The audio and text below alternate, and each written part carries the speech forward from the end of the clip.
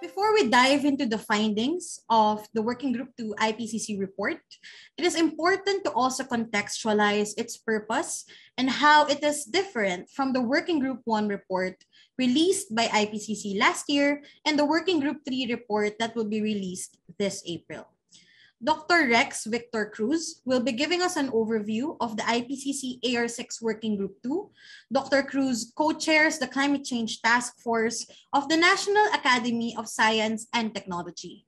He was also a principal lead author, and coordinating lead author of the second, third, and fourth IPCC assessment reports. Please welcome Dr. Cruz. Good day, everyone.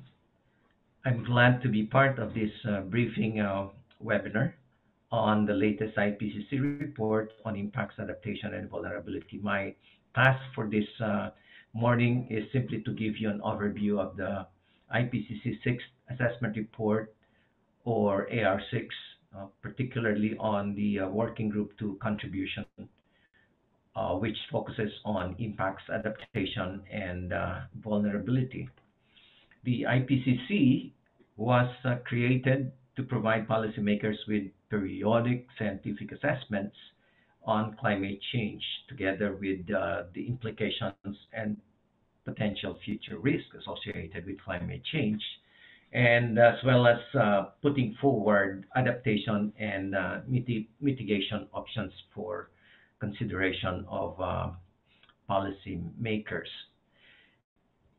The IPCC determines the state of knowledge on climate change. It identifies where there is agreement in the scientific community on topics related to climate change.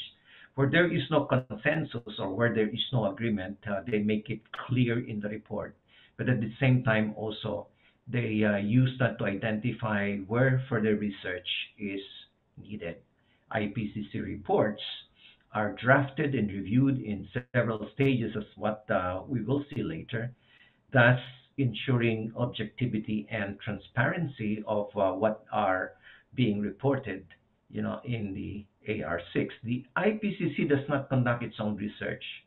They just review and assess existing literatures on climate-related issues. IPCC reports are neutral.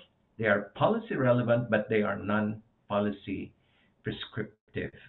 The assessment reports are used as key inputs in international negotiations tackling climate change, such as the Conference of Parties that is being organized by the UNFCCC. The IPCC was created by the United Nations Environment Programme, or UNEP, and the World Meteorological Organization, or WMO, in 1988. Currently, there are 195 member countries. The drafting process of IPCC AR6, particularly Working Group 2, started with the selection of authors in January 29 to 30 of 2018. Of course, before this, there was call for nominations of potential authors of IPCC 6th assessment report. The first lead authors meeting, and this is after the authors have been selected, was conducted in Durban, South Africa, on January 20 to 25, 2019. And then the second lead authors meeting was done in Kathmandu in Nepal on July 15 to 19, 2019.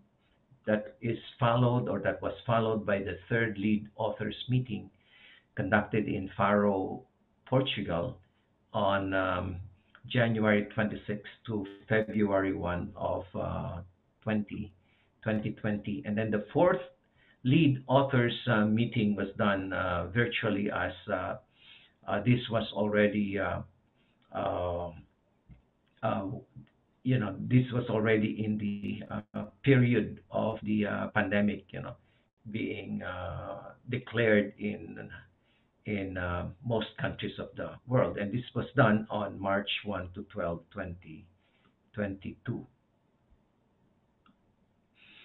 The review process consists of the first order draft expert review on October 18 to 13 of December 2019. And then this was followed by the second order draft reviewed by experts and governments done on December 4, 2020 to January 29, 2029. And then the final government distribution of the final draft of the report and government review of the summary for policymakers took place from October 1 to 26 November 2021. And then the approval plenary, where the entire Working Group 2 report was approved. This was on February 14 to 25, 2022, which is just very, very recently. The AR6 consists of four major reports. One is the Working Group 1 report or contribution, which focuses on the physical science basis of climate change. And then the Working Group 2 contribution, which focuses on impacts, adaptation, and vulnerability.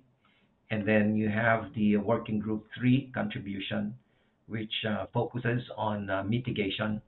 And these three working group contributions are interconnected. They are integrated or synthesized by the synthesis report, which is a standalone report that interconnects the findings or reports of the three working groups.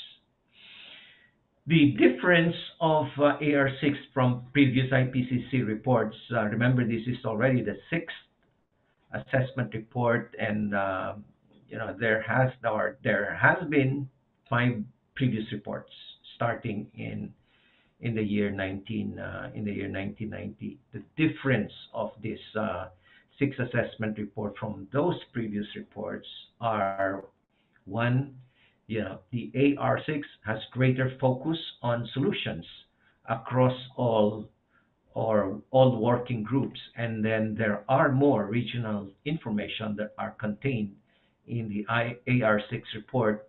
And thirdly, there is more integration across working groups, such as, for instance, you will find there boxes on specific topics to which more than one working group has contributed. And these boxes, you may find them in more than one report. The key features of the Working Group 2 report are as follows. It has greater emphasis on regional information, including additional regions and cross-sectoral topics.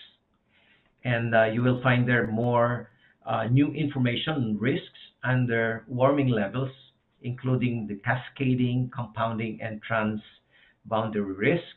Then you will also see increased emphasis on adaptation and the contribution of adaptation in meeting multiple societal goals.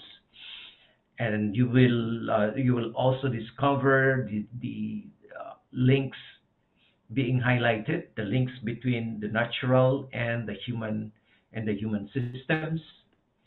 And there is also greater emphasis on the role of cities as places of increasing vulnerability, as well as places of opportunities for adaptation and mitigation actions. The Working Group 2 contribution also has three synthesis chapters. Chapter 16, which is on key risks across sectors and regions. Chapter 17, which is on decision-making options for managing risk. And Chapter 18, which is on climate resilient development pathways. Working Group 2 also has a global to regional atlas that integrates and expands on key messages in the chapters and cross chapter papers. So that concludes the overview on the AR6 report. The details of the AR6 or the highlights of the AR6 report's working group to contribution will be presented by the following speakers. So with that, thank you very much for your attention.